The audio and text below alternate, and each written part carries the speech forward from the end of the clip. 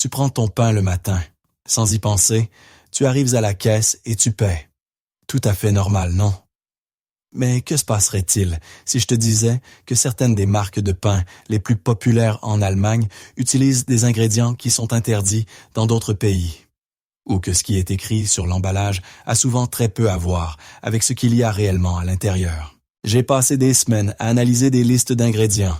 J'ai parlé avec des boulangers. J'ai lu des rapports de laboratoire que personne ne lit habituellement. Et ce que j'ai découvert va changer à jamais la façon dont tu achètes ton pain, car il ne s'agit pas de quelques brebis galeuses isolées. Il s'agit d'un système, de stratégie, d'additifs, de récits marketing qui sonnent mieux que la réalité. Et c'est exactement pour cela qu'aujourd'hui nous parlons de 12 marques de pain qui font des choses dont on préfère ne pas parler. Des choses cachées tout au fond des listes d'ingrédients parce qu'on sait que presque personne ne les lit. Alors attache ta ceinture, car ce qui va suivre sera inconfortable, mais nécessaire. Commençons par un classique absolu. Golden Toast, une marque présente dans pratiquement tous les foyers allemands. Plus de 200 millions de tranches sont vendues chaque année, soit plus de 2 tranches par personne en Allemagne, bébé compris. Golden Toast fait la promotion de la fraîcheur, de la qualité et d'un bon sentiment à table au petit déjeuner. Mais lorsque tu retournes l'emballage et que tu ne regardes pas les images, mais la liste des ingrédients, des codes apparaissent soudainement. E471, E472e, E481, cela ressemble à un code secret. Mais ce n'était rien d'autre qu'une série d'émulsifiants, pas illégaux. Mais plusieurs études, notamment de l'Université de Zurich, montrent que certains émulsifiants peuvent gravement endommager la flore intestinale, en attaquant précisément les bactéries qui permettent à ton système immunitaire de fonctionner, et maintenant vient la partie vraiment choquante. Golden Toast contient jusqu'à 3,2% de sucre par tranche. Une tranche paraît anodine, mais 3 tranches au petit déjeuner représentent près de 10 grammes de sucre, avant même que tu n'y ajoutes de la confiture ou du miel. À titre de comparaison, un pain paysan traditionnel contient 0 g de sucre. 0. Le sucre n'est pas là parce qu'il serait nécessaire. Il est là pour simuler un goût que de bons céréales offriraient naturellement. Et si ton pain a besoin de sucre pour avoir du goût, cela en dit long sur la qualité de la farine. Continuons avec Haribo, la marque au nom sympathique, aux emballages colorés et à l'image de produits familial, particulièrement appréciés dans les foyers avec enfants. Car c'est précisément là que la promesse de sécurité et de quotidien agit le plus fortement. Mais ici aussi, il vaut la peine de regarder de plus près ce qu'il y a réellement à l'intérieur. Car le pain complet de Harry, souvent présenté comme un choix sain, contient du gluten de blé ajouté. Et oui, le pain contient naturellement du gluten, mais ici, il est ajouté en plus. Et ce n'est pas par amour de la qualité, mais parce que la farine utilisée est trop faible pour former d'elle-même une structure stable. Une farine de haute qualité n'a pas besoin de renfort en gluten. Elle apporte cette propriété naturellement. Tout le reste n'est qu'une solution de secours. C'est comme si l'on ajoutait de l'alcool à un bon vin, parce que les raisins n'auraient ben pas suffi. Et comme si cela ne suffisait pas, on trouve encore dans la liste des ingrédients le régulateur d'acidité acétate de sodium, E262, une substance dont la fonction principale est de prolonger artificiellement la durée de conservation. Harry parle de fraîcheur. Mais ce qui est réellement livré ici, c'est une fraîcheur par la chimie. Le pain ne moisit pas aussi rapidement parce que l'environnement est rendu si acide que même les moisissures ont à peine une chance de se développer. Et arrivé à ce stade, il faut se demander si c'est vraiment le pain que l'on souhaite manger chaque matin. Maintenant, cela devient particulièrement intéressant, car rien que le nom Lichenürkorn évoque la nature, la tradition, les céréales originelles, l'âge de pierre et un artisanat honnête. L'emballage montre des champs de blé doré et transmet une impression de pureté et d'authenticité. Mais c'est précisément là que réside le problème, car la réalité n'a que peu à voir avec cette image. Lichenürkorn travaille avec ce que l'on appelle des mélanges de panification, ce qui signifie que la farine ne provient pas fraîchement moulue d'un moulin, mais arrive sous forme de mélange industriel préfabriqué, dans lequel les additifs sont déjà inclus. Tout est conçu pour que le pain ait le même goût partout, qu'il soit produit dans le nord de l'Allemagne ou dans le sud. Tu n'achètes donc pas un produit artisanal, mais un produit industriel standardisé, optimisé pour l'efficacité et la reconnaissance. Et voici le véritable point crucial. Le prix. Lichenürkorn coûte souvent environ 40% de plus qu'un pain de supermarché classique. Tu payes donc un prix premium pour un produit qui te fait croire qu'il est spécial, alors qu'il provient des mêmes usines que des marques nettement moins chères. Au final, tu ne paies pas pour de meilleurs ingrédients ou plus de temps de fermentation, mais pour une histoire racontée sur l'emballage.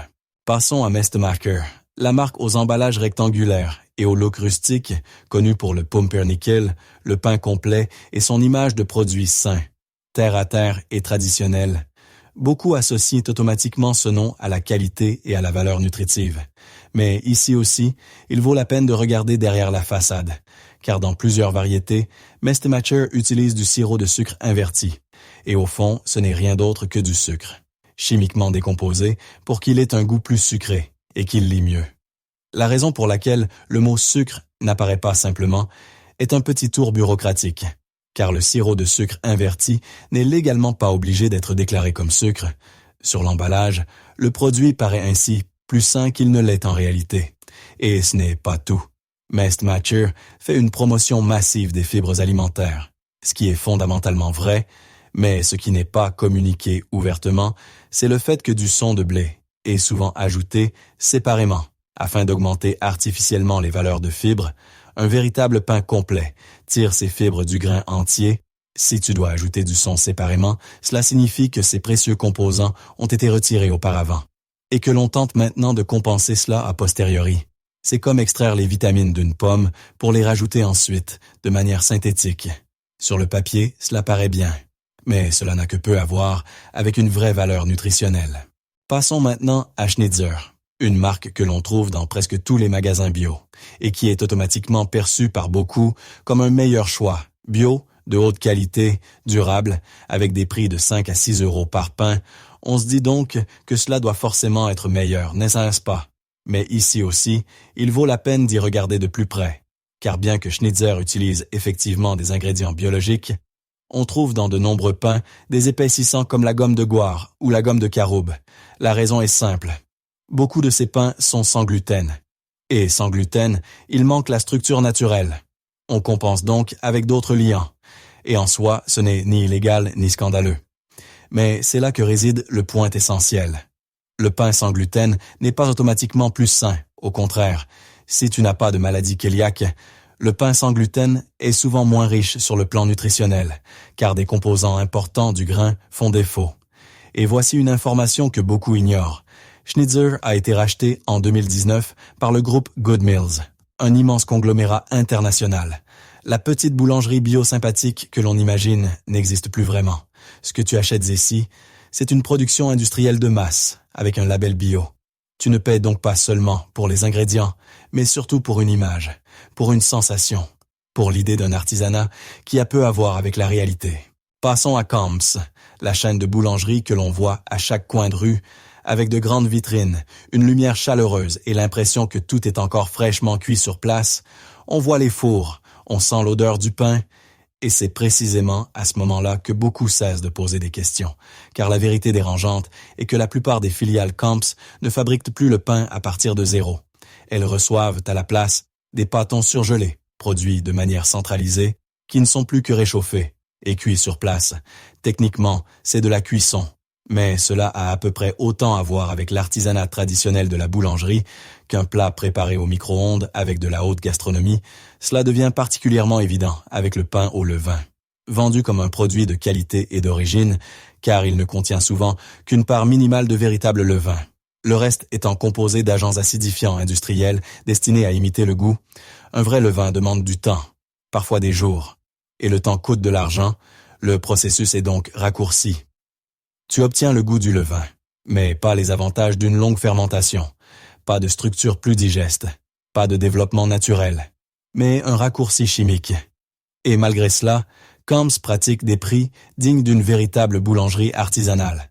Près de 4 euros pour un simple pain de blé, tu paies donc des prix artisanaux pour une qualité industrielle, et c'est précisément là le cœur du problème. Maintenant, cela devient vraiment intéressant, car nous parlons des marques de distributeurs. Et Lidl en est un exemple parfait. Lidl ne cuit pas son pain lui-même, ce n'est un secret pour personne. Mais la question décisive est de savoir qui le fait à sa place. Et dans la plupart des cas, ce sont exactement les mêmes grandes boulangeries industrielles qui fabriquent aussi les pains de marques connues. La différence réside souvent uniquement dans l'étiquette et dans de légères modifications de la liste des ingrédients. L'un des plus gros problèmes de nombreux pains complets de Lidl est l'utilisation de l'huile de palme. Pas comme ingrédient principal, mais elle est bien présente. Et l'huile de palme n'est pas utilisée parce qu'elle est bonne, mais parce qu'elle est bon marché. La production d'huile de palme entraîne une destruction massive des forêts tropicales. Chaque année, des surfaces de la taille du Schleswig-Holstein disparaissent, mais rien de tout cela n'apparaît sur les emballages ornés de paysans souriants et de prairies verdoyantes. Le deuxième grand problème est le manque de transparence.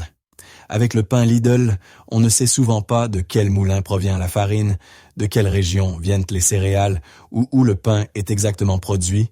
Ces informations ne sont volontairement pas communiquées de manière claire, car sinon, il deviendrait évident que beaucoup de ces pains proviennent des mêmes usines que de nombreux autres produits de marque, simplement emballés à moindre coût. Continuons avec Graf Schafter, surtout connu de beaucoup pour son sirop de betterave, mais qui fabrique également du pain. Et c'est précisément là qu'apparaît un ingrédient qui semble inoffensif à première vue. Le sirop de pomme. Cela sonne comme du fruit, comme quelque chose de naturel, de traditionnel. Mais au fond, ce n'est rien d'autre que du sucre fortement concentré, issu des pommes, du sucre avec un nom plus sympathique. Exactement comme le sirop d'agave, le sirop de riz ou le sirop de date. Au final, c'est toujours du sucre qui fait grimper ta glycémie. Peu importe à quel point il est joliment présenté, Graf Schafter commercialise ses pains comme traditionnels et naturels.